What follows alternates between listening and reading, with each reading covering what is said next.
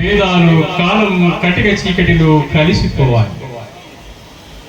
నేను నా మతం కాదు, మనం మన అందరి మతం మానవత్వమై, నేను నా దేశం నా ప్రపంచం హద్దులు లేని ఆనంద ఆకాశ జీవనం వైపు స్వేచ్ఛగా శాంతి రెక్కలు ఇప్పి ఎగిరిపోవాలి. నింగిలో తారల్లా అందరూ కలిసిమెలిసి జగమంతా శాంతి జ్యోతిలై విరాజిల్లాలి.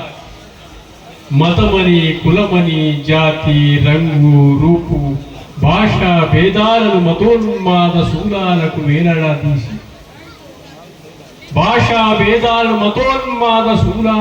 వేలాడదీసి మనిషిని సాటి మనిషి హింసించడం మానవ ధర్మానికి గొడ్డలి పెట్టేది. మనిషి అంటే సాటి మనిషి జీవన నౌకకు తెరచాప కావడం. మీదేమైతమైనా, ఏ కులమైనా, ఏ జాతి అయినా, ఏ దేశమైనా మీరు మనిషితనానికి ప్రతిబింబాలు కావాలి. మీదే మతమైనా, ఏ కులమైనా, ఏ జాతి అయినా, ఏ దేశమైనా మీరు మనిషితనానికి ప్రతిబింబాలు కావాలి.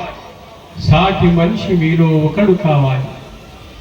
ఈ లోకమంతా ప్రేమానురాగాల శాంతి కిరణాలై మత దురహంకారాలను భేదభావాల చీకట్లను పారదోలి మానవత దీపాలు వెలిగిద్దాం.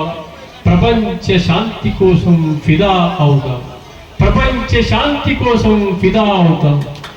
ఈ కవితలు గౌరవనీయులైనటువంటి నా గురువు, నా ఆదర్శపడినటువంటి సజ్జాద్ తాజాబా గారికి అంకితం ఇస్తూ ఉన్నాను ఈ కవితలు.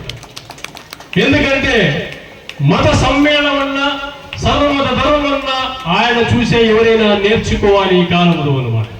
మరి అంత దానికి తార్కాలం ఇంతటి గొప్ప మహానుభావులు ఈ వేదిక మీద ఉండడం. మరి తదుపరి డాక్టర్ హేమలత సిస్టర్ గారు, వీరు శాంతిలో పిహెచ్డి చేసి డాక్టరేట్ గోల్డ్ మెడల్ సాధించారు.